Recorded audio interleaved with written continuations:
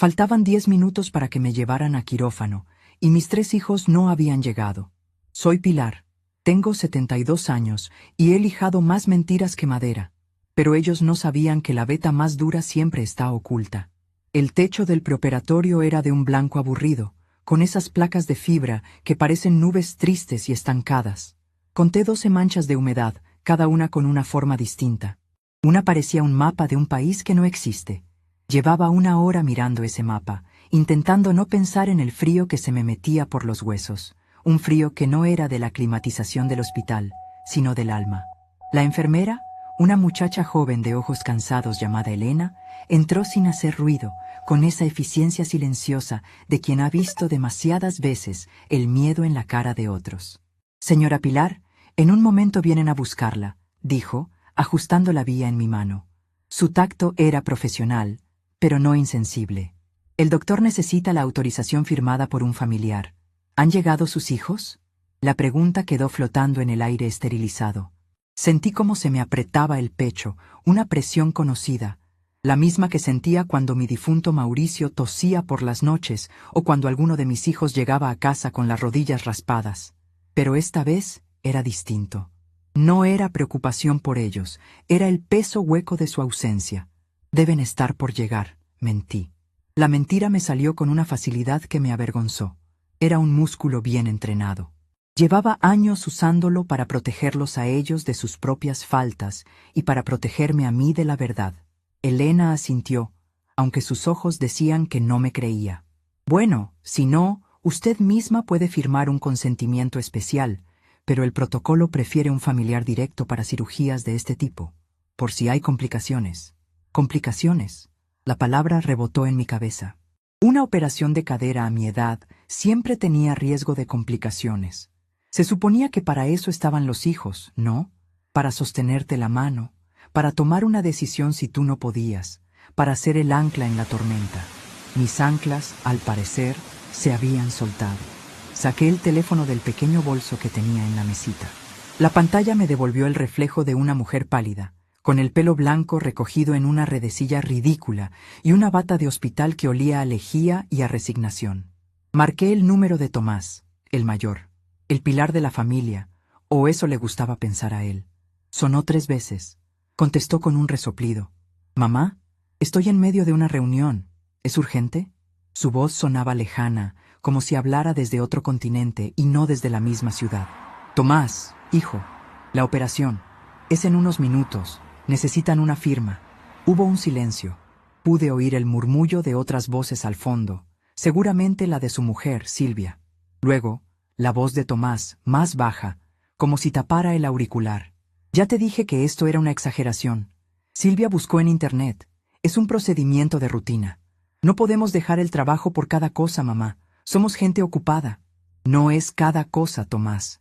Es una operación. Y nosotros tenemos responsabilidades. El cierre del trimestre en la oficina es una locura. Además, Silvia dice que es mejor que no vayamos, por los gérmenes del hospital. Con todo esto de los virus, es por protegerte también a ti cuando salgas». La excusa era tan delgada como una chapa de madera barata, tan frágil que se quebraba al tocarla. Sentí una punzada, no en la cadera, sino en el orgullo. «¿Entonces, no vienes?». «No puedo, mamá. De verdad. Fírmalo tú. Eres una mujer fuerte. Siempre lo has sido. Te llamo más tarde para ver cómo salió todo, ¿vale?». Y colgó. Ni un te quiero, ni un suerte, nada. Fuerte. Claro que era fuerte. La vida me había obligado a hacerlo. La vida y ellos. Respiré hondo. Mi mano temblaba un poco al marcar el número de Isabel, mi única hija, la del medio. Ella siempre había sido más etérea.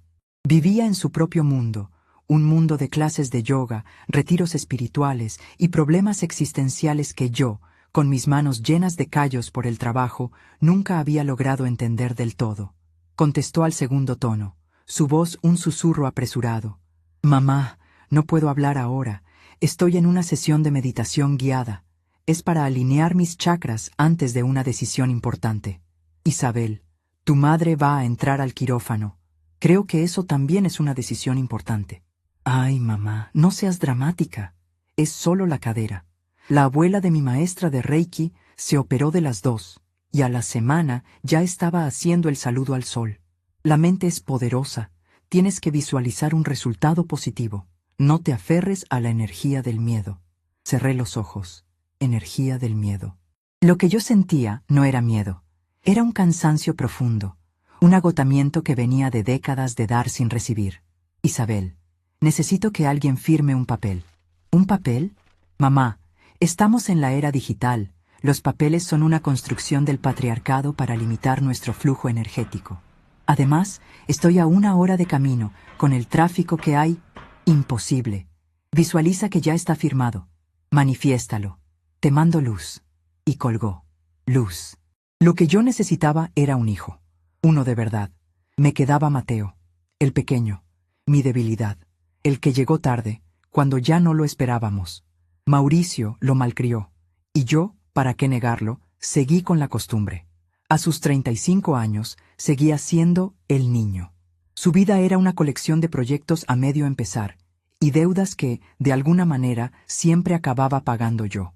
Marqué su número. Fue directo al buzón de voz. Hola, soy Mateo. Seguramente estoy creando algo increíble o durmiendo. Deja tu mensaje. Creando o durmiendo. Las dos constantes de su vida. Probablemente era la segunda. Le dejé un mensaje corto, sin emoción. Mateo, soy mamá. Me operan ahora. Llámame. Sabía que no lo haría. Me quedé mirando el teléfono. 3 hijos. 3 extraños. Me acordé de Mauricio. Él jamás lo habría permitido. Habría estado allí, sentado en una silla incómoda, con su gorra de siempre, contándome chistes malos para que no me asustara. Me habría dicho, tranquila, Pilarica, que esas manos tuyas todavía tienen que restaurar muchas maravillas. Mis manos. Las miré, nudosas, manchadas por los tintes y los barnices, con cicatrices finas como hilos de plata de algún encuentro desafortunado con un formón o una lija. Esas manos habían cambiado pañales, habían curado fiebres, habían aplaudido en actos escolares. Y habían trabajado. Vaya si habían trabajado.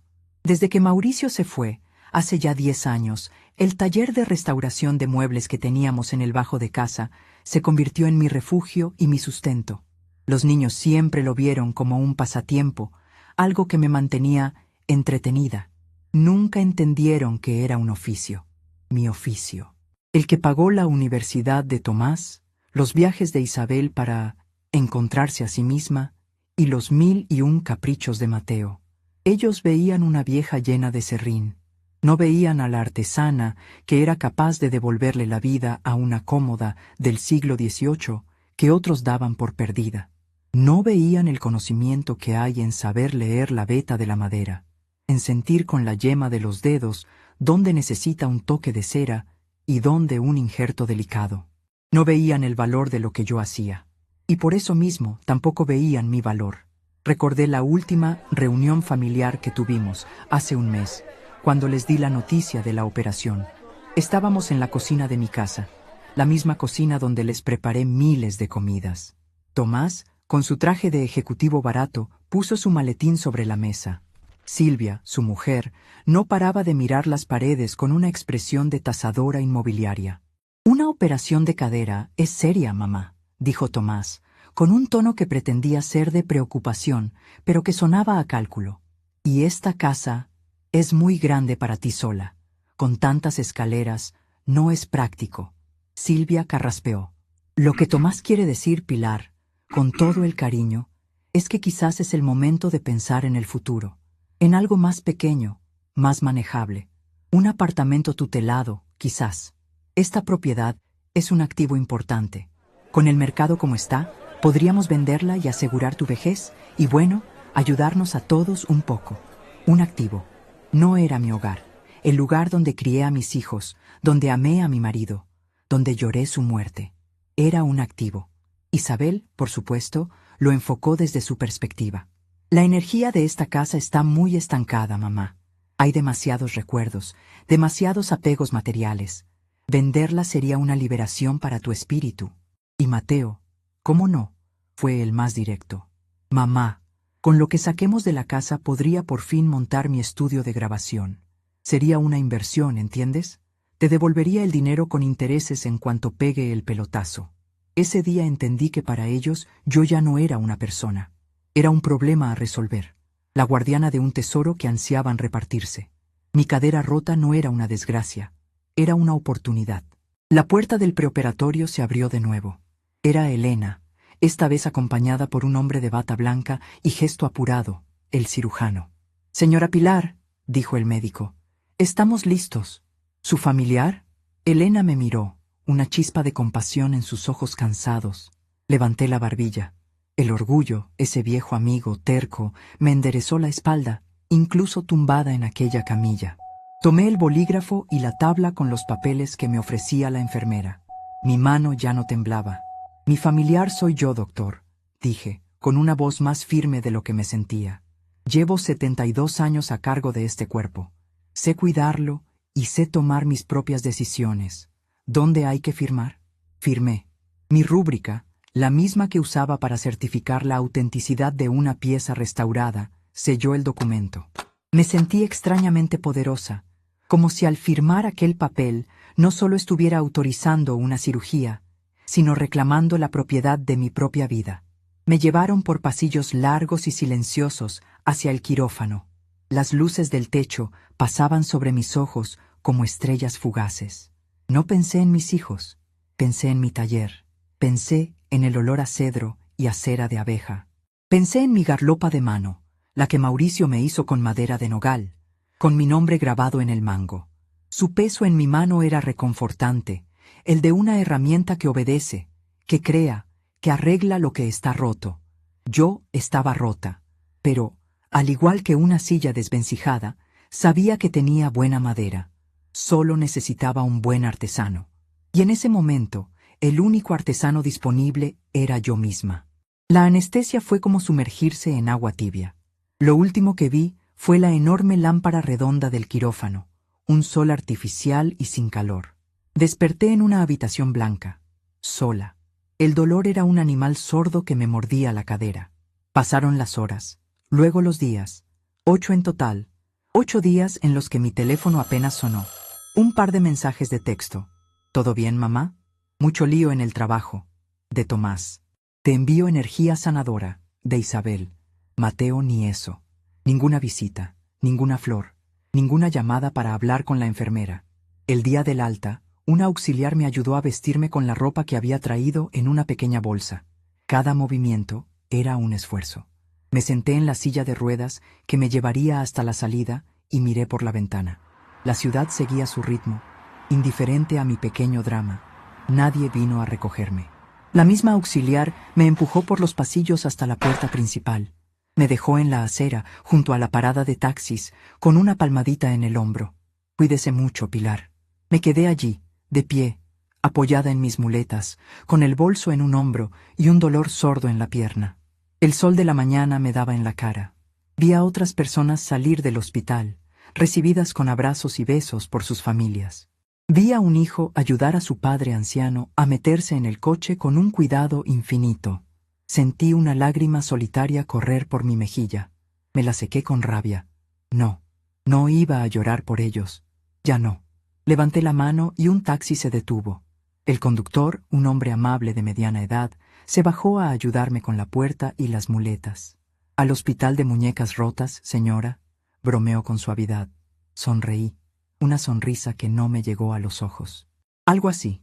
Una vez sentada, cerré la puerta. El sonido fue definitivo, un portazo a una vida de espera, de excusas, de decepciones. «¿A dónde la llevo, jefa?», preguntó el taxista, mirándome por el retrovisor. Tomé una bocanada de aire, el aire de la libertad. Olía a gasolina y a asfalto, y me pareció el mejor perfume del mundo. Le di la dirección de la sucursal principal de mi banco, no la de mi casa. Tenía que cerrar una puerta antes de que ellos terminaran de derribarla con sus ambiciones. El trayecto en taxi fue un borrón de semáforos y escaparates. Apoyé la cabeza en la ventanilla fría y sentí la vibración del motor en mis huesos, un murmullo constante que, extrañamente, me calmaba. Cada bocinazo, cada frenazo, era un sonido del mundo real, un mundo que seguía girando ajeno a la pequeña órbita de mi familia. Y por primera vez en mucho tiempo, Me sentí parte de ese mundo exterior y no una prisionera en el mío. El taxista, un hombre que seguramente tendría mi edad, me observaba de vez en cuando por el retrovisor, no con lástima, sino con una curiosidad respetuosa. «Mal día para salir del hospital, ¿eh?», comentó, rompiendo el silencio. «Con el jaleo que hay siempre en esta ciudad». «El jaleo es lo de menos», respondí, «más para mí que para él. Lo peor es el silencio de los que deberían hacer ruido». No dijo nada más. Entendió. Hay dolores que no necesitan explicación, que se reconocen entre extraños con una sola frase. Miré mis manos, quietas sobre mi regazo, las mismas manos que ellos despreciaban, las que Silvia, la mujer de Tomás, una vez describió como poco finas en una cena de Navidad. Poco finas, sí. Eran manos de trabajadora, no de señorita que pasa la tarde haciéndose la manicura. Eran manos que sabían distinguir un roble de un haya con los ojos cerrados, solo por el tacto. Manos que habían devuelto el lustre a cómodas que vieron nacer a los bisabuelos de mis hijos. Manos que habían ganado, silenciosamente, mucho más de lo que ellos jamás imaginaron, porque ellos, en su soberbia, solo veían la casa, el activo, el ladrillo y el cemento. Nunca se pararon a pensar de dónde había salido el dinero para mantener esa casa en pie todos estos años, para pagar los impuestos, las reparaciones del tejado, la caldera nueva. Pensaban que todo se debía a la pensión de Mauricio, una pensión decente, sí, pero no milagrosa. Nunca se preguntaron por mi taller. Para ellos era el rincón polvoriento donde mamá pasaba el rato con sus trastos viejos. Un pasatiempo, una distracción de viuda. La ironía era que ese pasatiempo era una de las mejores firmas de restauración de antigüedades de la región. Tenía una lista de espera de meses, clientes que no eran cualquiera, coleccionistas, anticuarios, gente que entendía el valor de un trabajo bien hecho, y pagaban por ello. Vaya si pagaban. Pero yo nunca alardeé de eso. El dinero entraba y yo lo guardaba. Lo invertía con el mismo cuidado con el que aplicaba una capa de goma laca. Una parte iba para los gastos, para los caprichos de Mateo, para las emergencias de Isabel. Otra parte, la más grande, iba a un lugar que ellos desconocían. Un lugar seguro.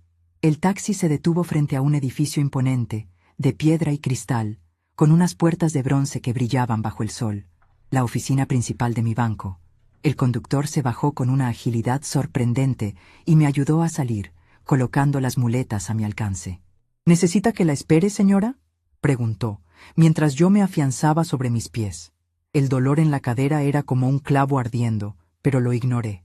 Era un dolor útil, un recordatorio. «Sí, por favor». «No tardaré mucho», dije.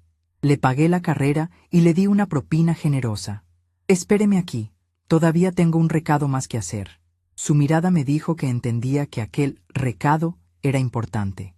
Entrar en el banco fue como entrar en otro mundo. El aire era fresco y olía a papel y a una especie de limpiador con aroma a limón. El suelo de mármol pulido reflejaba las luces del techo, y el único sonido era el murmullo de las conversaciones y el tecleo suave de los ordenadores. No había caos, solo un orden silencioso y eficiente. Me acerqué al mostrador de información, una estructura de madera oscura que me recordó a un confesionario. La joven que estaba detrás me sonrió. «Buenos días. ¿En qué puedo ayudarla?» «Buenos días. Quisiera hablar con el director, con el señor Ramón Aguirre. Dígale que soy Pilar Garcés». La joven me miró, luego a mis muletas, y su sonrisa se volvió más amable. «Un momento, por favor». Descolgó el teléfono y habló en voz baja. A los pocos segundos, asintió. «El señor Aguirre la recibirá ahora mismo. Es la puerta del fondo a la derecha». Caminé despacio. El golpeteo rítmico de mis muletas sobre el mármol era el único sonido que rompía el silencio a mi paso. La gente me miraba de reojo. Una mujer mayor, sola, con muletas, en la oficina principal de un banco un martes por la mañana. Debía de ser una estampa curiosa. La puerta del despacho de Ramón estaba entreabierta. Piqué suavemente con los nudillos. «Adelante, Pilar. Pase, por favor». Ramón Aguirre era un hombre de mi edad, con el pelo completamente blanco y unos ojos azules que siempre parecían estar a punto de sonreír. Llevaba más de 30 años en ese banco. Conoció a Mauricio. De hecho, fue él quien nos ayudó a tramitar la hipoteca de la casa, cuando Tomás era apenas un bebé. Se levantó de su silla con un esfuerzo visible y vino a mi encuentro, rodeando su imponente escritorio de caoba. «Pilar, qué sorpresa. Pero siéntese, por el amor de Dios, no se quede ahí de pie». Me indicó una butaca de cuero cómoda y esperó a que me acomodara, lo cual fue un proceso lento y algo doloroso. Me enteré de lo de su operación. «¿Cómo se encuentra?» «Entera, que no es poco», respondí, con una media sonrisa. «Y con las ideas más claras que nunca, Ramón». Se sentó de nuevo en su sillón, juntando las manos sobre la mesa. Su mirada era atenta, profesional, pero también cálida. Me conocía. Sabía que yo no era una mujer que se andaba con rodeos. Usted dirá, soy todo oídos. Respiré hondo. «Ramón, necesito poner en orden mis asuntos, todos ellos, y necesito hacerlo hoy». Asintió lentamente. «Por supuesto. ¿Por dónde empezamos?» «Por las cuentas. Quiero ver un resumen de todo lo que tengo aquí, absolutamente todo». Se giró hacia su ordenador y tecleó durante unos instantes. La impresora del rincón cobró vida con un zumbido suave. Me entregó una hoja. En ella estaban las cuentas que mis hijos conocían. La cuenta corriente donde ingresaban la pensión, con un saldo modesto para los gastos del día a día, y una pequeña cuenta de ahorros con unos pocos miles de euros para imprevistos. La herencia de Mauricio prácticamente. Lo que ellos esperaban encontrar. Miré el papel, y luego lo miré a él. «Falta una, Ramón». Él levantó una ceja, pero no dijo nada. Esperó. Abrí mi bolso y saqué una vieja libreta de ahorros, de esas de cartón azul oscuro, con el logo del banco grabado en dorado.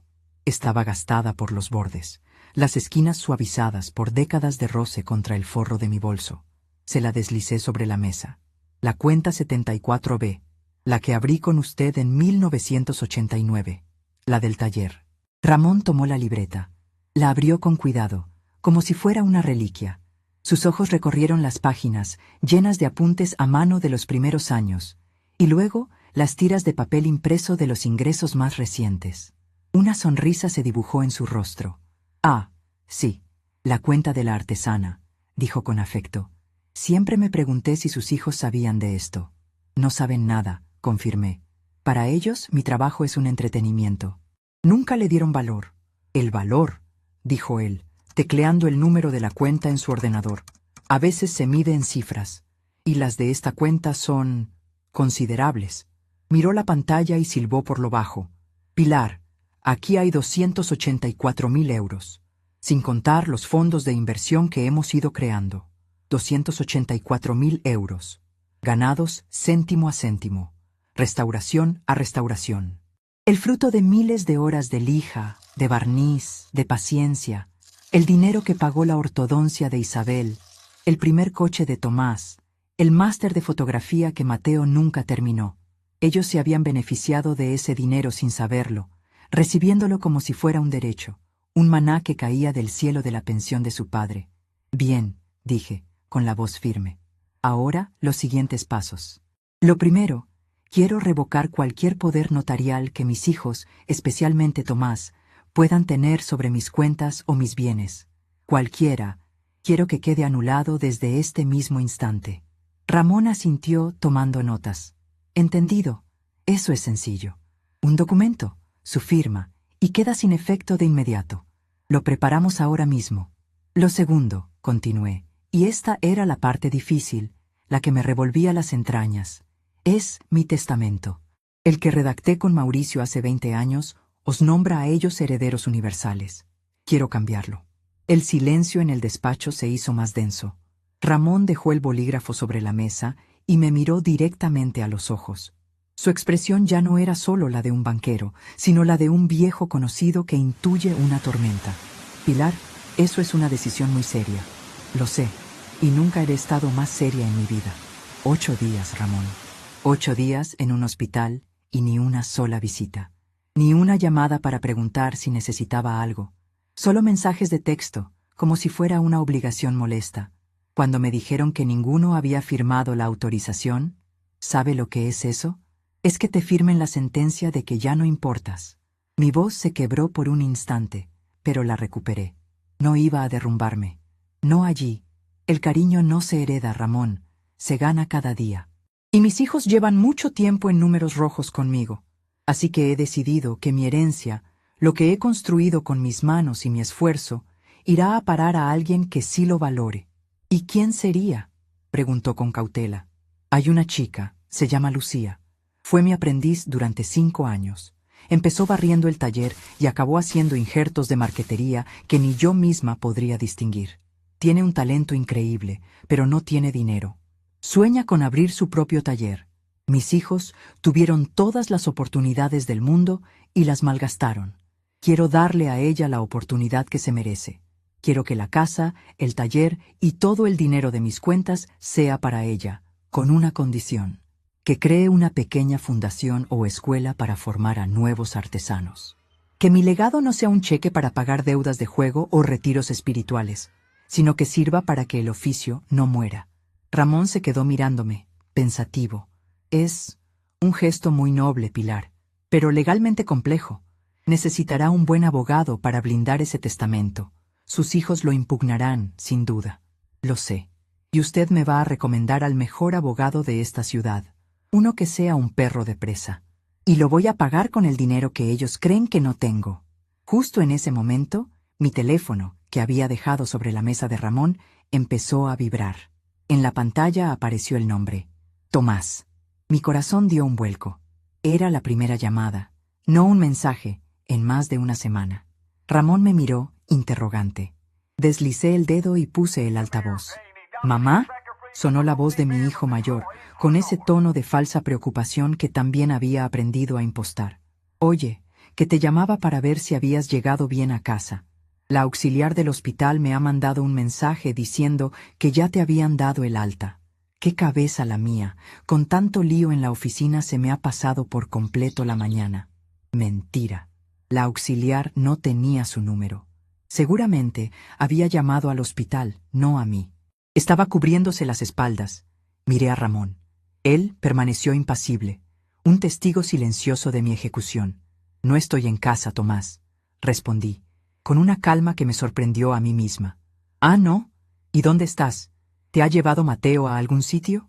La duda en su voz era palpable. La posibilidad de que yo tuviera vida propia, planes propios, no entraba en sus esquemas. «Estoy ocupada, hijo, en medio de una reunión. ¿Es urgente?». Le devolví sus propias palabras, las que me había dicho a mí cuando yacía en una camilla a punto de entrar en un quirófano. El silencio al otro lado de la línea fue elocuente. Pude imaginar su ceño fruncido, su desconcierto. «¿Una reunión? ¿Tú?». «Bueno, no era urgente. Solo para saber que estabas bien. Llámame cuando llegues a casa, ¿vale? Ya veremos. Adiós, Tomás». Y colgué. Dejé el teléfono sobre la mesa. El pulso me martilleaba en las sienes, pero una sensación de poder, fría y clara, se extendió por mi pecho. Había cruzado un puente y había quemado las naves a mi espalda. Ramón carraspeó, como para disipar la tensión. «Bueno, creo que ha dejado su punto de vista bastante claro». Se inclinó hacia adelante. «Conozco a un abogado, es el mejor en derecho de sucesiones, se llama Fernando Vega. No es barato, pero es implacable. Déjeme que lo llame». Mientras él hablaba por teléfono, yo firmaba los papeles para revocar los poderes. Mi mano no tembló. Cada trazo era un paso más lejos de la mujer que había sido, la que esperaba, la que perdonaba, la que ponía la otra mejilla. Esa mujer había muerto en un hospital, en la soledad de una habitación blanca.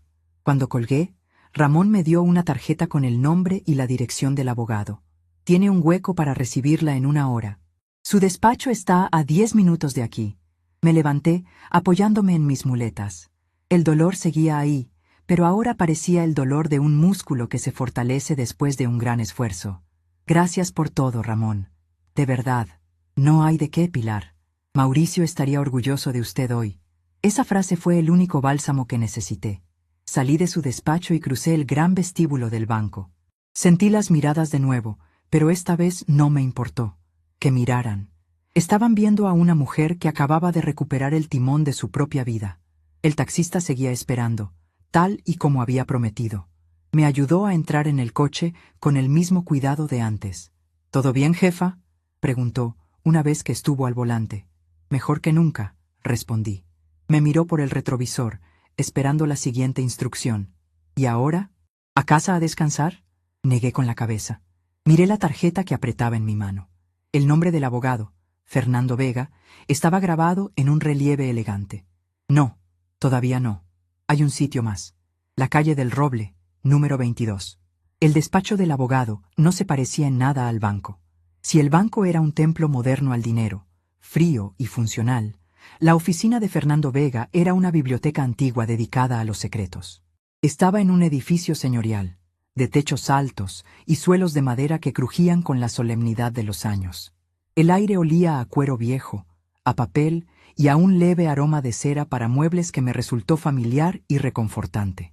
Las paredes estaban forradas de estanterías repletas de libros encuadernados en piel, tomos gruesos que contenían las 1001 formas en que las familias se hacían la guerra por un trozo de tierra o un puñado de plata. Fernando Vega no se parecía en nada a Ramón. Era más joven, quizás de unos 50 años, con un pelo cano y espeso peinado hacia atrás y unas gafas de montura de carey que le daban un aire de profesor severo. Pero sus ojos, detrás de los cristales, eran increíblemente agudos. Eran los ojos de un depredador intelectual, de alguien que no mira, sino que escanea, que busca la grieta, el punto débil.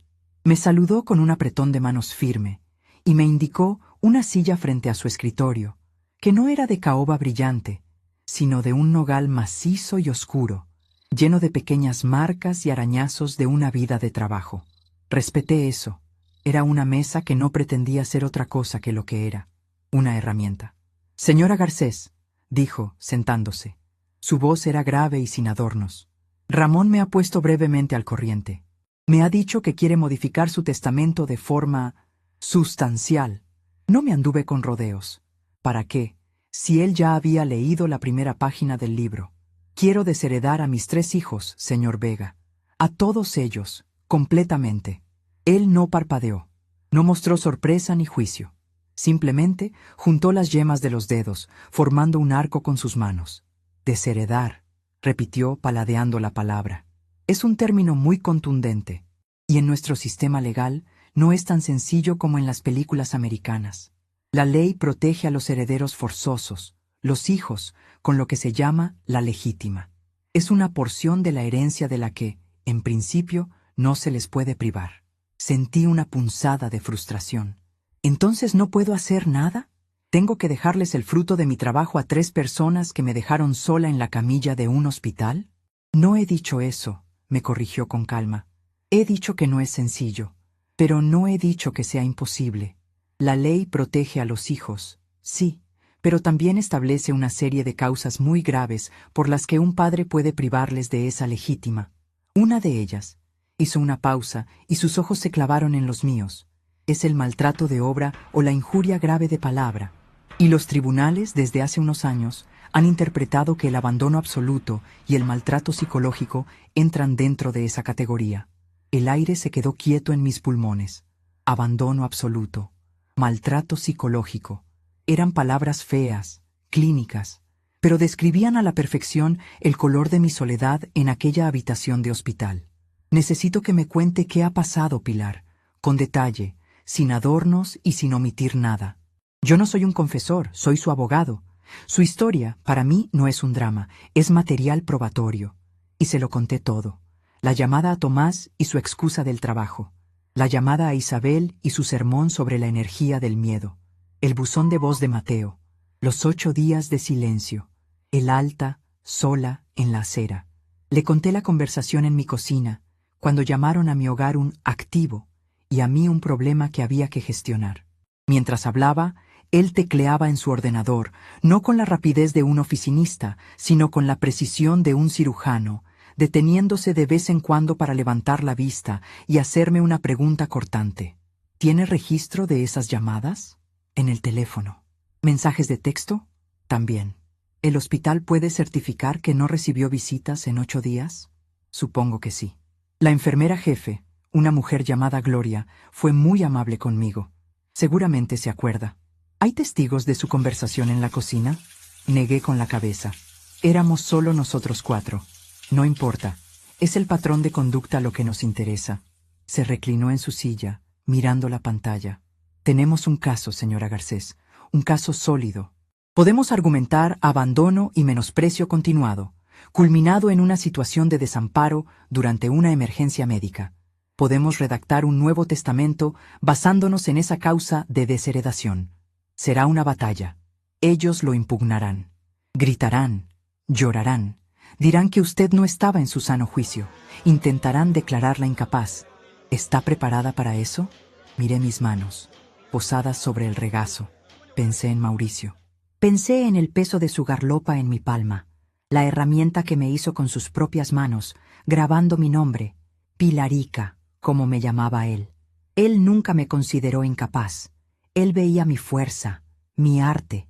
Mis hijos solo veían su herencia. Señor Vega, he pasado 40 años lijando capas de barniz viejo y pintura podrida para encontrar la madera noble que había debajo. He luchado contra la carcoma, la humedad y el tiempo. Créame, estoy preparada para un poco de serrín familiar. Una levísima sonrisa se dibujó en la comisura de sus labios. Fue casi imperceptible, pero estuvo ahí. Me gusta esa actitud. Bien. Entonces, si no son sus hijos, ¿quién hereda? Se lo dejo todo a una persona. Se llama Lucía Montes. Fue mi aprendiz. Le expliqué mi plan. La casa, el taller, el dinero, todo para ella, con la única condición de que crease una escuela-taller para que el oficio no se perdiera. Le hablé del talento de Lucía, de sus manos, de su respeto por la madera. Recordé el día que llegó al taller. Era una muchacha de apenas 20 años, con los ojos llenos de una curiosidad feroz y las manos vacías de todo menos de ganas de aprender. La había mandado la oficina de empleo. Buscaba lo que fuera. La mayoría de los que venían así duraban una semana. Se cansaban del polvo, del olor a disolvente, de la paciencia que requiere el oficio. Pero Lucía no. El primer día la puse a barrer virutas. Lo hizo con una meticulosidad que me llamó la atención.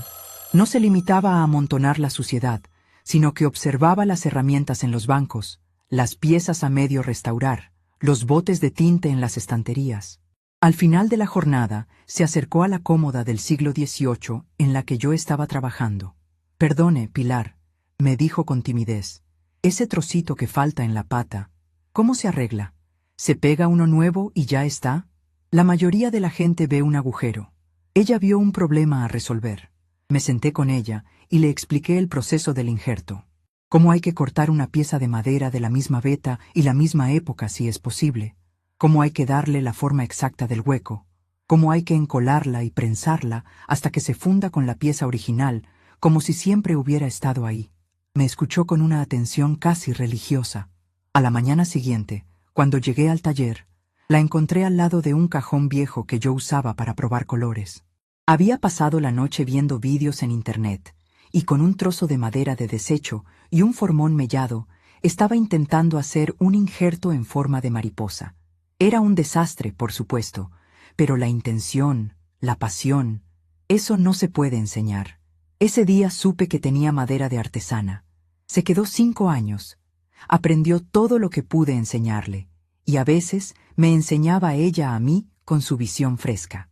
Se fue porque su familia se mudó a otra provincia, y fue como si me arrancaran un brazo. Seguíamos en contacto. Hablábamos por teléfono una vez al mes. Ella trabajaba en una fábrica de muebles de serie, un trabajo que odiaba, pero que le pagaba las facturas. Su sueño seguía siendo el taller.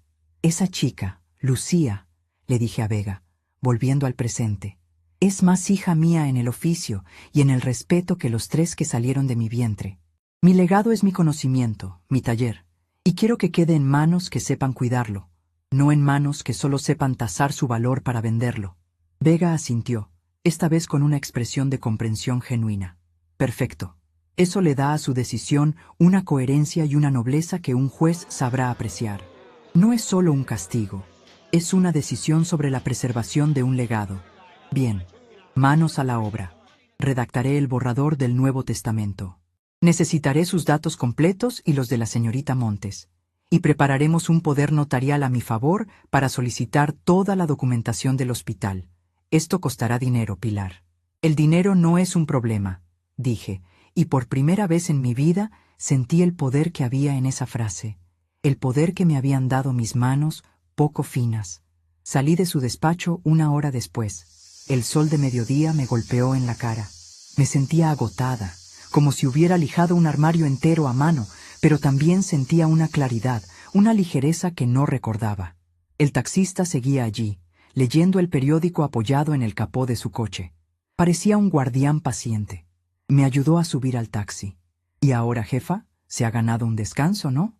Asentí. «Ahora sí. A casa, por favor». Mientras el coche se ponía en marcha, saqué el teléfono y busqué el número de Lucía. Necesitaba oír una voz amiga. Sonó 2 veces y contestó. «Pilar, qué alegría. ¿Cómo estás? Te llamé al hospital hace 2 días, pero me dijeron que no podían pasar llamadas. ¿Ha ido todo bien?». La avalancha de preocupación genuina en su voz casi me hace llorar. «Todo ha ido bien, hija. Ya estoy fuera, un poco dolorida, pero entera». «Menos mal. Estaba muy preocupada. ¿Estás en casa? ¿Necesitas algo? ¿Comida? ¿Que te haga algún recado? Puedo pedirme la tarde libre y coger un tren. En 3 horas estoy allí». 3 horas. Mis hijos, en la misma ciudad, no encontraron 10 minutos. «No, tranquila, de verdad, estoy bien. Solo quería oír tu voz», le dije, y era la pura verdad. «Pero oye, ya que estamos, ¿cómo va todo por allí? ¿Sigues en la fábrica?».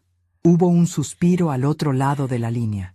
«Sí, apretando tornillos en mesas que se desmontan con mirarlas, matando el tiempo y el alma, ya sabes. Pero algo saldrá. ¿Y el taller? ¿Lo tienes muy abandonado?». «Completamente. Hay un par de encargos que no he podido tocar. Una escribanía para el doctor Salgado que necesita un pulido a muñequilla y la cómoda de la marquesa, con la marquetería levantada», me interrumpió emocionada. «Me acuerdo. ¿Sigue allí?». «Sigue allí, esperando unas manos pacientes». Hice una pausa. «Lucía, sé que es mucho pedir, pero ¿has pensado en volver?». El silencio al otro lado fue denso. «¿Volver? Pilar, me encantaría más que nada en el mundo, pero no puedo trabajar gratis. Mi madre...». «No hablo de trabajar gratis», la corté. «Hablo de asociarnos. Yo ya no estoy para tantos trotes. Necesito a alguien que se ocupe del trabajo duro. Tú te llevas un sueldo y un porcentaje de cada restauración, y aprendes a gestionar el negocio». «¿Qué me dices?». Pude oír su respiración entrecortada. «Pilar, ¿lo dices en serio?». «Nunca he hablado más en serio en mi vida. Piénsatelo, sin prisa». «No tengo nada que pensar», dijo, y su voz estaba rota por la emoción. «Mañana a primera hora presento mi renuncia. Estaré allí en cuanto pueda». «Dios, Pilar, gracias. Me has devuelto la vida». «Tú a mí también, hija, tú a mí también». Colgué el teléfono con una sonrisa. Por primera vez en muchos días, era una sonrisa que me llegaba a los ojos. Había puesto en marcha 2 máquinas, la de la guerra y la de la reconstrucción, y ambas funcionaban a la perfección. El taxi enfiló por fin la calle de mi casa. Los árboles, los mismos que Mauricio y yo plantamos cuando compramos el terreno, se mecían con la brisa. Todo parecía igual, tranquilo. El taxista detuvo el coche frente a la verja. «Hemos llegado, jefa». Me ayudó a bajar y a coger las muletas. Saqué la cartera para pagarle. «Muchas gracias por su paciencia hoy. Ha sido usted mi ángel de la guarda». Él sonrió. «Para servirle. Cuídese esa cadera». Se fue, y yo me quedé sola frente a mi casa. La fachada de piedra, el pequeño jardín que tanto le gustaba a Mauricio, el letrero de madera tallada que colgaba sobre la puerta del taller. Garcés Restauración, desde 1975. Era mi reino, mi fortaleza. Busqué las llaves en el bolso, y entonces lo vi. Aparcado justo al otro lado de la calle, un poco más abajo, había un coche que conocía demasiado bien. Un todoterreno de color blanco, de esos que nunca han pisado el campo. El coche de Silvia, la mujer de Tomás. Mi corazón se detuvo un instante. Me acerqué a la puerta de casa, despacio. El pulso me martilleaba en la garganta. Introduje la llave en la cerradura y la giré. La puerta se abrió con un leve quejido. Dentro, la casa estaba en silencio. Pero un silencio extraño, tenso. Había un olor que no era el mío. Un perfume caro y dulzón. El perfume de Silvia. y en la mesita del recibidor, donde yo siempre dejaba el correo, había un folleto satinado a todo color. Lo cogí con la mano temblorosa. En la portada, una foto de ancianos sonrientes jugando a las cartas en un jardín impecable. Y el título, en letras grandes y amables, Residencial El Robledal. Su hogar, nuestro cuidado. Habían estado allí, en mi casa, mientras yo estaba en un hospital, no para cuidar de mí, sino para planificar dónde iban a deshacerse de mí. Mi sangre se convirtió en hielo. La guerra no iba a empezar. Ya había empezado. Y ellos acababan de entrar en mi taller sin saber que yo había afilado todas mis herramientas. El folleto era de un papel grueso y brillante, del que deja marcadas las huellas dactilares. Lo sentía frío en mi mano, un frío antinatural, como el de un reptil. Residencial El Robledal. La foto de la portada era una mentira bien iluminada. Nadie sonríe así jugando a las cartas, a no ser que le estén pagando por ello. Y esos jardines, tan perfectos, tan simétricos, parecían de plástico. Un escenario. Un lugar donde la vida no crecía, sino que se exhibía en sus últimos compases, ordenada y silenciosa, antes de que bajaran el telón.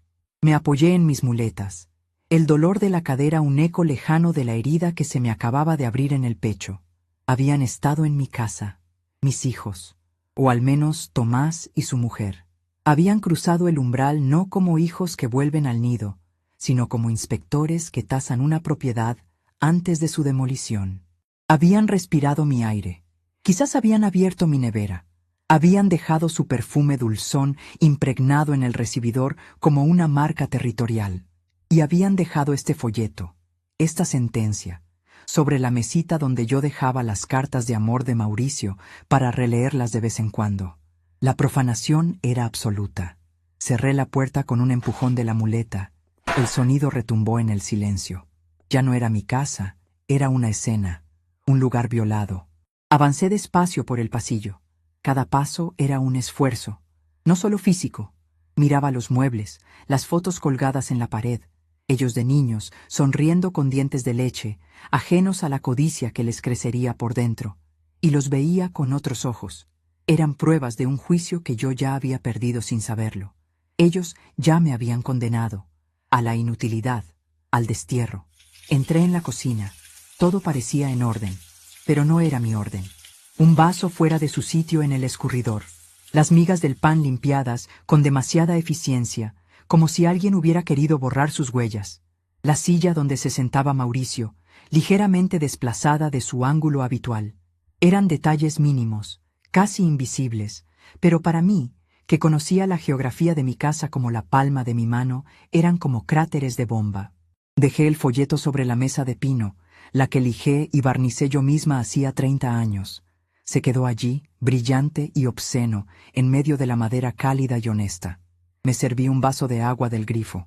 Bebí despacio, sintiendo el frescor bajar por mi garganta seca. Necesitaba pensar. La rabia era un fuego que me subía desde el estómago, pero si la dejaba salir, me consumiría. Y yo no podía permitirme el lujo de arder. Tenía que ser fría. Tenía que ser precisa. Tenía que ser como el acero de un buen formón. Afilada, dura e implacable.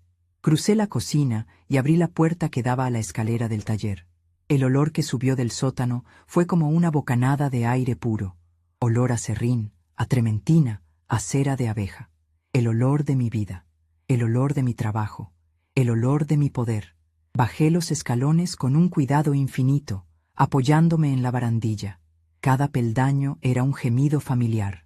El taller estaba tal y como lo había dejado. Penumbra, polvo flotando en los haces de luz que se colaban por los ventanucos, y ese silencio sagrado de las cosas que esperan. A la izquierda, el banco de trabajo principal, con la cómoda de la marquesa cubierta por una sábana. A la derecha, las estanterías con los botes de pigmentos, las colas y los barnices, ordenados como una antigua farmacia. Y en la pared del fondo, colgadas en un panel de madera, mis herramientas, cada una en su sitio. Me acerqué al panel. Mis dedos, torpes por la falta de uso, rozaron los mangos de madera pulida. Gubias, escofinas, serruchos de costilla. Eran extensiones de mis manos.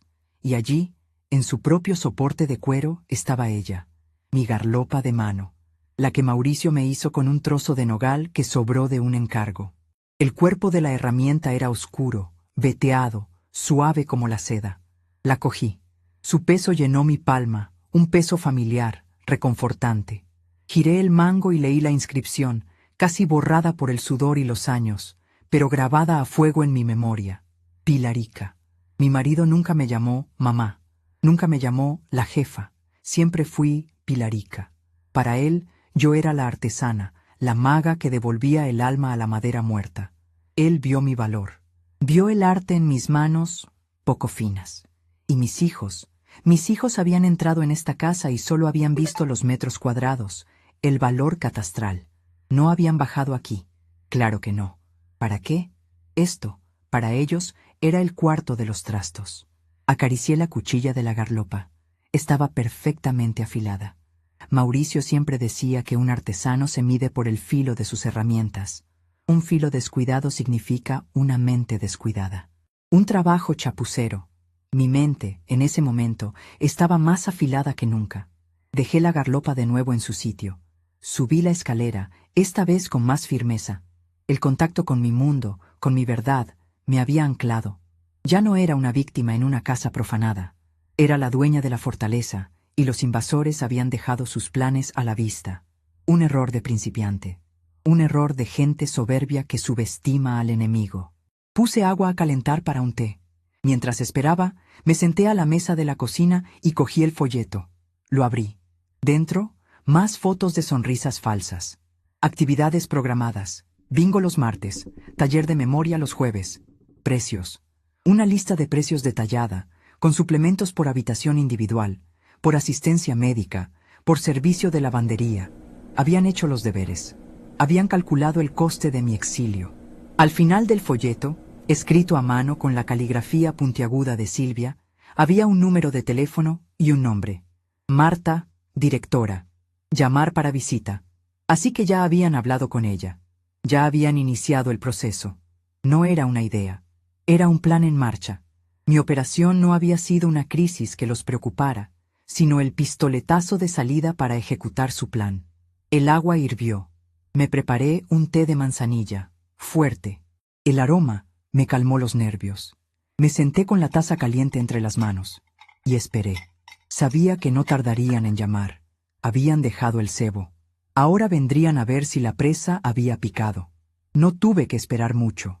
Apenas 10 minutos después, mi teléfono, que había dejado sobre la mesa junto al folleto, empezó a sonar. Era Tomás. Dejé que sonara 3 veces. Descolgué. No dije nada. «¿Mamá?», dijo él, su voz teñida de una impaciencia mal disimulada. «Te he llamado antes. ¿Por qué no contestas? ¿Estás bien? ¿Llegaste a casa?». Un torrente de preguntas que no buscaban respuesta, sino establecer su papel de hijo preocupado. «Estoy en casa, Tomás», respondí, mi voz plana como una tabla recién cepillada. «Ah, menos mal. Nos tenías preocupados. Oye, Silvia y yo estábamos cerca y pensábamos pasar a verte en un ratito, para ver si necesitas algo, la compra o lo que sea. ¿Te parece bien?». No estaban cerca. Estaban esperando mi llamada.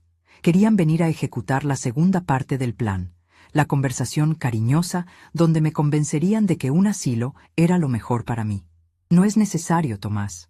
No necesito nada». «No seas así, mamá. Claro que necesitas. Acabas de salir del hospital. Estás débil. No puedes estar sola. Llegamos en 15 minutos». Y colgó antes de que pudiera responder. No me dio opción, porque en su mente yo no tenía opciones. Yo era un objeto a gestionar. 15 minutos. Tiempo suficiente. Me levanté y cogí el folleto. Lo doblé cuidadosamente por la mitad y lo guardé en el bolsillo de mi bata. Luego fui al recibidor y cerré la puerta de la calle, pero no con llave. La dejé entornada. Volví a la cocina y me senté. Bebí un sorbo de té. El reloj de la pared, un viejo reloj de cuco que Mauricio trajo de un viaje, marcaba los segundos con un tic-tac implacable. Tic-tac. Cada segundo era un paso más cerca de la guerra. Tic-tac. Sentí una calma gélida apoderarse de mí. Era la calma del artesano antes de hacer el corte decisivo. Sabes que no puedes fallar. Sabes que tienes una sola oportunidad. Oí el ruido de su coche aparcando fuera. Luego, sus voces. La de Silvia, aguda y quejosa. La de Tomás, un murmullo autoritario. La puerta del recibidor se abrió. «¿Mamá? ¿Estás en la cocina?», canturreó Silvia, con una dulzura empalagosa. Aparecieron en el umbral. Tomás, con su traje arrugado después de un día en la oficina, la corbata ya floja. Sostenía una bolsa de plástico de una pastelería cara. El soborno. Silvia, a su lado, con un vestido impecable y una sonrisa que no le llegaba a los ojos. Sus ojos, en cambio, recorrían la cocina evaluando, calculando. «Hola, cariño», dijo Tomás, acercándose para darme un beso en la frente. Me aparté ligeramente, lo justo para que sus labios rozaran el aire. No se dio cuenta, o no quiso darse cuenta. Dejó la bolsa sobre la mesa. «Te hemos traído unos pasteles, tus favoritos». «No tengo hambre», dije. Silvia carraspeó, llenando el silencio. «Pilar, qué mal aspecto tienes. Estás muy pálida». «Es normal. Una operación así es un golpe muy duro para el cuerpo a tu edad. Por eso hemos venido. Estamos preocupados». «¿Ah, sí?», pregunté mirando mi taza de té. «Qué curioso. No parecíais tan preocupados estos últimos 8 días». Tomás suspiró, el suspiro del hombre paciente que tiene que lidiar con una anciana difícil. «Mamá, ya te expliqué que era el cierre del trimestre. Era imposible escaparse. A veces las responsabilidades de los adultos son así. Hay que tomar decisiones difíciles, pero no hemos dejado de pensar en ti ni un segundo». «Claro que no», dije, y levanté la vista por primera vez, mirándolos directamente a los ojos. «Habéis pensado mucho en mí, muchísimo, y en mi futuro». Se miraron entre ellos. Una comunicación silenciosa. Había llegado el momento. Tomás se sentó a la mesa, frente a mí. Cogió una de mis manos entre las suyas. Su tacto era blando y húmedo. Lo retiré. «Mamá, tenemos que hablar, seriamente, como la familia que somos. Lo que ha pasado, esta caída, la operación, es una señal, una advertencia. Esta casa es demasiado para ti. Las escaleras, el mantenimiento, es peligroso, y la soledad no es buena consejera». «Lo que Tomás quiere decir», intervino Silvia con su voz de seda, «es que hemos estado buscando opciones. Para ti, para que estés cuidada, segura, con gente de tu edad, con actividades, con médicos a mano las 24 horas, un sitio bonito, con jardines». Saqué el folleto del bolsillo y lo puse sobre la mesa, encima de la bolsa de pasteles. Lo desdoblé con cuidado. El silencio que cayó en la cocina fue absoluto, más denso que el polvo de mi taller.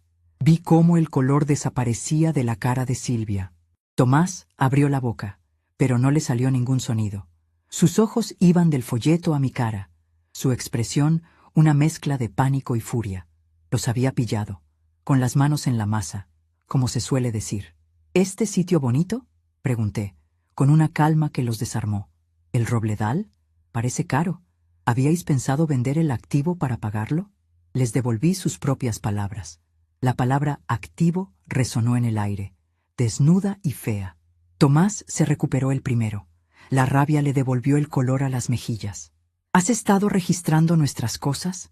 Esto es increíble. Entramos en tu casa para asegurarnos de que todo está en orden, preocupados por ti, y así es como nos lo pagas». «¿Vuestras cosas?», repetí, y una risa seca, un sonido que no reconocí como mío, brotó de mi garganta. «Esta es mi casa. Y vosotros entrasteis en ella sin mi permiso mientras yo estaba convaleciente en un hospital. Entrasteis no para cuidar nada, sino para planificar mi desalojo.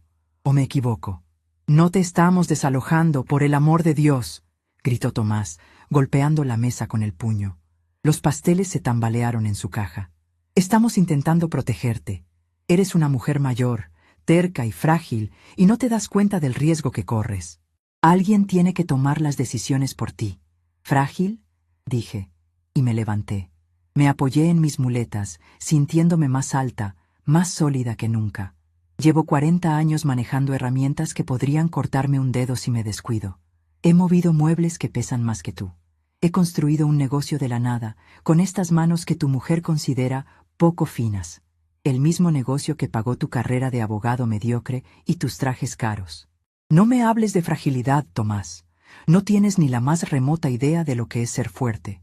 Silvia intervino, intentando recuperar el control. Pilar, por favor, no te alteres. No es bueno para tu tensión. Tu hijo solo quiere lo mejor para ti. Mi hijo, la corté, mirándola con todo el desprecio que pude reunir. Quiere mi casa, y tú quieres el dinero. Sois muy transparentes. Casi tanto como el barniz de poliuretano barato que usáis para tapar vuestra codicia. Tomás se levantó, su rostro congestionado. Se acabó. Ya basta de tus dramas y tus metáforas de carpintera. Soy tu hijo mayor, y tengo derecho a preocuparme y a decidir qué es lo mejor para mi madre. Y lo mejor para ti es un lugar donde te cuiden, porque nosotros tenemos nuestras propias vidas, nuestras propias responsabilidades. Ah, sí. Las responsabilidades, dije, asintiendo lentamente. Yo también tengo responsabilidades. La primera, conmigo misma, y la segunda, con mi legado. Y he tomado algunas decisiones al respecto. Hice una pausa. Hoy he estado bastante ocupada, ¿sabéis? He tenido un par de reuniones muy importantes. Le devolví su palabra. Reunión. La palabra con la que me había despachado desde el hospital. Vi un destello de confusión en sus ojos. La primera fue en el banco. Continué, mi voz tranquila y precisa. Con Ramón Aguirre. ¿Te acuerdas de él, Tomás? El director. Un viejo amigo de la familia. Hemos puesto al día todas mis cuentas. Todas. Hice hincapié en la última palabra. Resulta que mi pasatiempo en el taller ha sido bastante rentable todos estos años. Mucho más de lo que la pensión de vuestro padre podría justificar.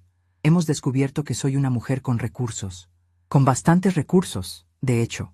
La cara de Tomás era un poema. La codicia luchaba contra la incredulidad. Podía ver las cifras bailando detrás de sus ojos. Y la segunda reunión, proseguí, saboreando cada palabra, ha sido con mi nuevo abogado. Se llama Fernando Vega. Quizás te suene el nombre. Dicen que es el mejor de la ciudad en derecho de sucesiones. Un verdadero perro de presa. Le he pedido que redacte un Nuevo Testamento. Uno más acorde con mis circunstancias actuales. Si una palabra puede ser un golpe físico, el nombre Fernando Vega fue un puñetazo en la mandíbula de Tomás. Conocía el nombre. Todo abogado de la ciudad lo conocía y sabía lo que significaba. Significaba dinero. Significaba poder. Significaba que su madre, la viejecita frágil a la que iban a empaquetar en un asilo, acababa de contratar a un tiburón. Silvia se quedó sin aliento. ¿Un Nuevo Testamento? Exacto, confirmé. Uno en el que me aseguro de que mi casa, mi taller y cada céntimo que he ganado con el sudor de mi frente vaya a parar a manos que lo valoren. A manos que entiendan lo que es el trabajo, el respeto y la lealtad. Manos de artesano, no de depredador. Tomás me señaló con un dedo tembloroso. No puedes hacernos esto. Somos tus hijos. La ley nos protege. La ley, repliqué, y mi voz era hielo puro. También protege a los padres del abandono de sus hijos. El señor Vega me lo ha explicado con mucho detalle. Resulta que dejar a tu madre sola, negarle la firma para una operación de vida o muerte, y luego intentar meterla en un asilo para quedarte con su casa, tiene un nombre. Se llama maltrato, y es causa de desheredación. ¿No te lo enseñaron en la facultad, hijo? Se quedó mudo, derrotado. Toda la arrogancia se había desvanecido, reemplazada por una comprensión pálida y aterradora. Había perdido. Había subestimado a su madre y había perdido.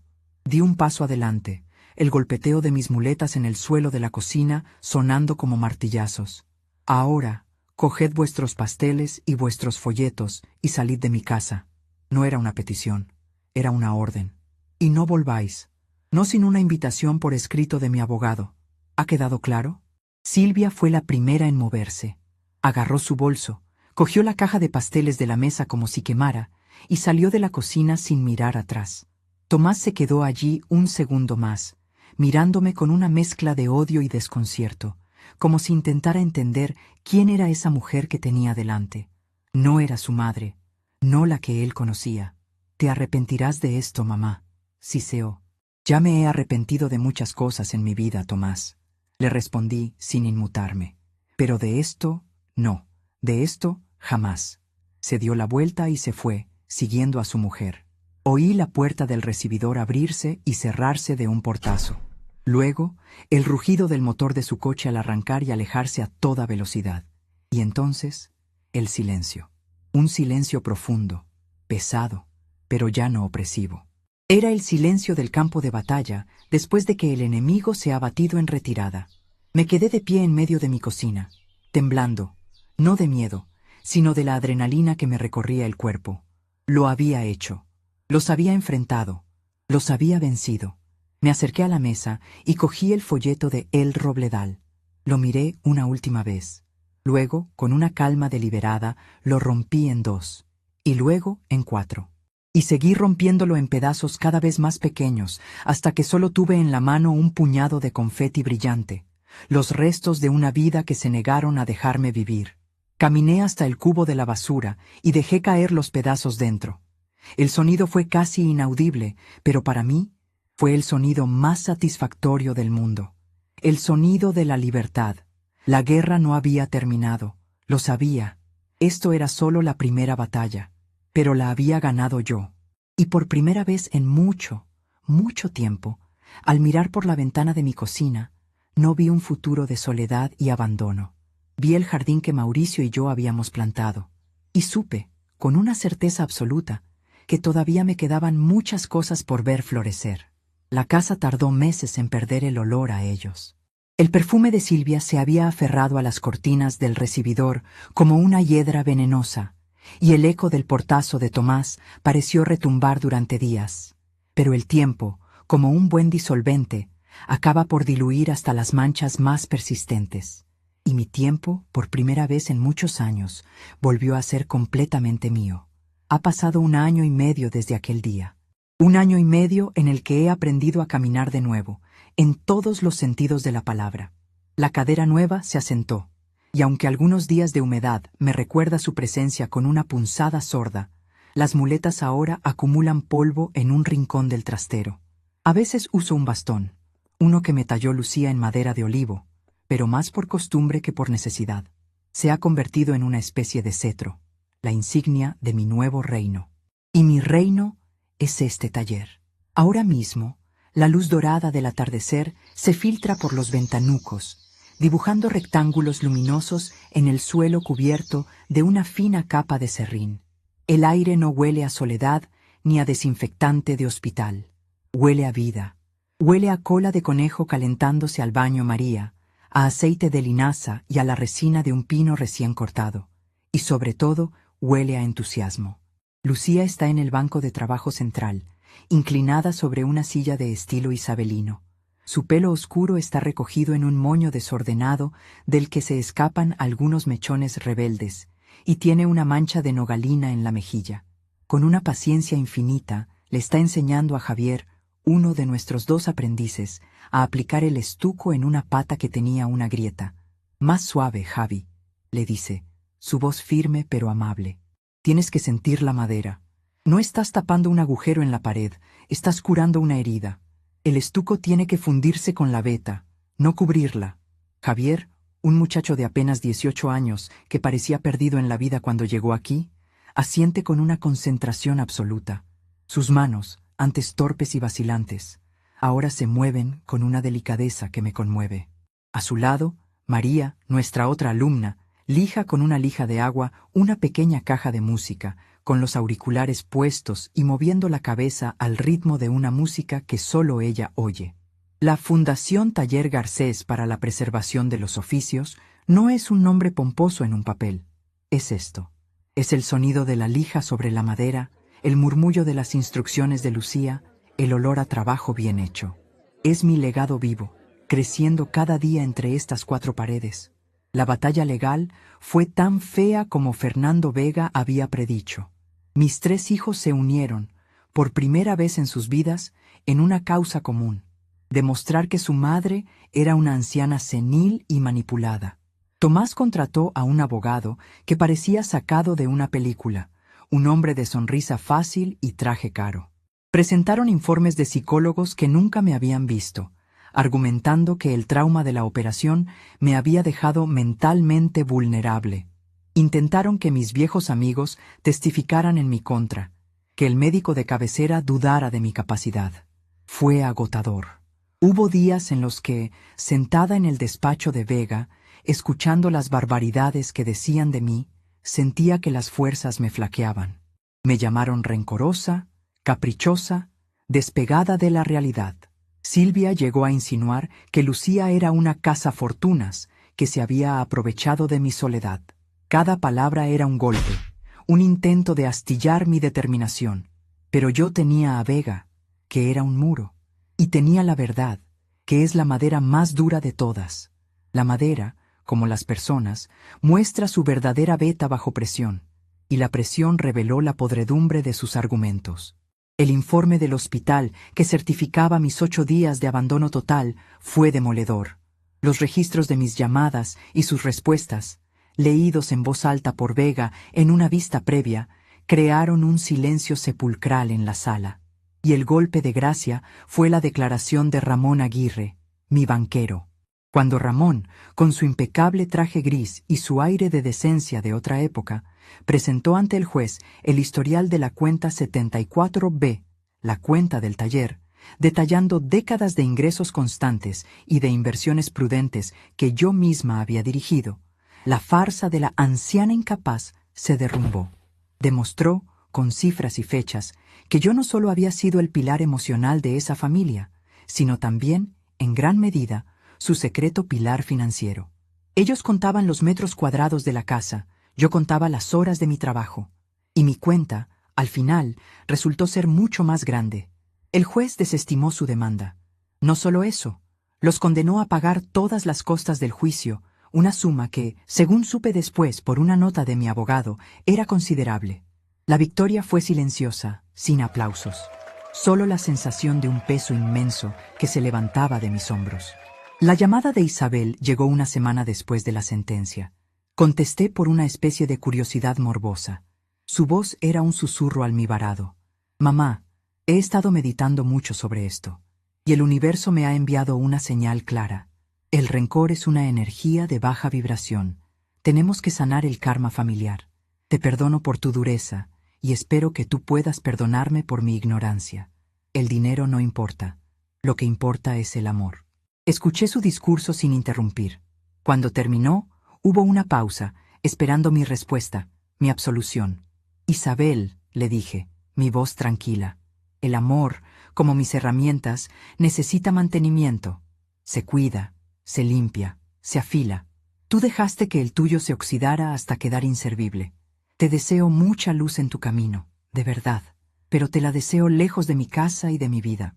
Colgué antes de que pudiera responder con otra de sus frases aprendidas. Fue la última vez que hablé con ella. Hace un par de meses me encontré con su antigua profesora de yoga en el mercado. Me contó, con cierta malicia, que Isabel había tenido que dejar los retiros espirituales. Al parecer, su exmarido, cansado de financiar su búsqueda del yo interior, le había cortado el grifo. Ahora trabajaba como teleoperadora en una compañía de seguros. Me la imaginé, con sus túnicas de lino, intentando vender pólizas de vida por teléfono. La vida, a veces, tiene una ironía exquisita. Mateo no llamó. Apareció. Una tarde de otoño, mientras Lucía y yo cerrábamos el taller, lo vi esperando junto a la verja. Estaba más delgado, con ojeras y la ropa arrugada. El eterno adolescente parecía haber envejecido 10 años de golpe. Se acercó a mí, cabizbajo. «Mamá». No supe qué decir. Era mi niño, mi debilidad. Una parte de mí quería abrazarlo, pero la mujer que firmó su alta en el hospital se mantuvo firme. «¿Qué quieres, Mateo?» Se echó a llorar. Un llanto ruidoso, infantil. «Lo siento, mamá. Tenía que haber ido. Fui un cobarde y un imbécil». Tomás me llenó la cabeza de ideas. Lo de la casa, el dinero. Perdóname. El guión era bueno, pero yo ya había aprendido a distinguir la madera maciza del aglomerado. Su arrepentimiento sonaba hueco. «¿Qué necesitas, Mateo?», repetí, yendo al grano. Dejó de llorar tan de repente como había empezado. Rebuscó en sus bolsillos. «Estoy en un lío, mamá. Un lío gordo. Debo dinero. A gente peligrosa. Si no pago, me van a hacer daño». Era la misma historia de siempre, solo que el escenario era más dramático. Miré sus manos. las manos de un artista que nunca había querido ensuciarse. Eran suaves, sin un solo callo. Entré en casa y volví con mi bolso. Saqué 500 euros y se los puse en la mano. «Toma», le dije. «Esto es lo último que recibirás de mí. No es un préstamo, es una despedida. Úsalo para pagar una parte de tu deuda o para comprar un billete de autobús a un sitio donde nadie te conozca y puedas empezar de cero. Pero a partir de hoy, tu red de seguridad se ha roto. Te toca a ti tejer la tuya. Ya eres mayorcito para aprender a usar las manos para algo más que para pedir». Me miró con los ojos muy abiertos, una mezcla de alivio y pánico. Cogió el dinero, murmuró un gracias, casi inaudible, y se fue sin mirar atrás. No he vuelto a saber de él. A veces, por la noche, me pregunto dónde estará, y rezo para que, por una vez en su vida, haya elegido el camino difícil, el del trabajo. De Tomás y Silvia supe por mi vecina de al lado, Carmen, una mujer con un talento especial para enterarse de todo. Me la encontré una mañana regando las plantas. «Pilar, no sabes la última», me dijo, acercándose a la valla con aire conspirador. «El otro día vi a tu nuera, a la estirada, en el supermercado del barrio. Ella, que solo compraba en tiendas gourmet, y el cochazo blanco que tenían, ya no lo tienen. Van en un utilitario de esos que parecen una caja de cerillas. Dicen las malas lenguas que tu hijo perdió un cliente muy importante después del juicio, que se corrió la voz de lo que te hicieron y que nadie se fía de un abogado que le hace eso a su propia madre. Hay que ver, qué vueltas da la vida». Asentí, sin decir nada. No sentí alegría, tampoco pena, solo una extraña sensación de equilibrio restaurado. Como cuando colocas un injerto perfecto y la pieza vuelve a estar completa, en su sitio. «Lucía, es hora de cerrar», le digo, volviendo al presente. Ella levanta la vista del mueble, sonriendo. «Voy, maestra». Me llama maestra, con un respeto y un cariño que valen más que todo el dinero del banco. Recogemos las herramientas, limpiamos los bancos de trabajo. Es un ritual que hacemos juntas cada día. Mientras barremos las virutas, la veo mirar el taller con un brillo en los ojos. «A veces todavía no me lo creo, Pilar», me dice en voz baja. «Que este sea mi lugar, que estemos haciendo esto. No es un sueño, hija», le respondo, apoyando una mano en su hombro. «Es el resultado del trabajo, el tuyo y el mío. Te lo has ganado a pulso». Cerramos la puerta del taller y subimos a la casa. La cena es sencilla, una sopa de verduras y un poco de queso. Hablamos de los encargos, de los progresos de los chicos, de un nuevo tipo de cera japonesa que queremos probar. Es una conversación tranquila, la conversación de dos compañeras, de dos artesanas, de una familia, la que se elige, no la que te toca. Después de cenar, ella se retira a su cuarto a leer y yo me quedo un rato más en la cocina, con una taza de tila. La casa está en silencio, pero no es un silencio vacío. Es un silencio lleno de paz, de la certeza de estar exactamente donde tengo que estar. Me levanto y en lugar de irme a la cama, siento un impulso. Bajo de nuevo al taller. Enciendo solo la pequeña lámpara del banco principal. El resto permanece en una penumbra acogedora. Me acerco al panel de las herramientas y mis dedos buscan, como siempre, el mango familiar de la garlopa de nogal. La cojo. Su peso en mi mano es el de una promesa cumplida. Acaricio la inscripción casi invisible. Pilarica. Sonrío. Mauricio me enseñó a leer la madera. Me enseñó que cada nudo, cada veta, cuenta una historia. Mis hijos me enseñaron algo más. Que hay vetas podridas que no admiten injerto. Que hay maderas que están tan carcomidas por dentro que lo único que se puede hacer es echarlas al fuego. Miro mis manos a la luz de la lámpara. Ya no son las manos poco finas de las que se burlaba Silvia. Son las manos de una maestra artesana. Están nudosas, manchadas, surcadas de pequeñas cicatrices de plata. Son el mapa de mi vida, y cada línea en ellas la he ganado con orgullo. No hay nada en ellas que necesite ser restaurado. Hay cosas que se rompen y ya no tienen arreglo. Pero a veces, cuando una pieza se quiebra sin remedio, no se trata de arreglarla.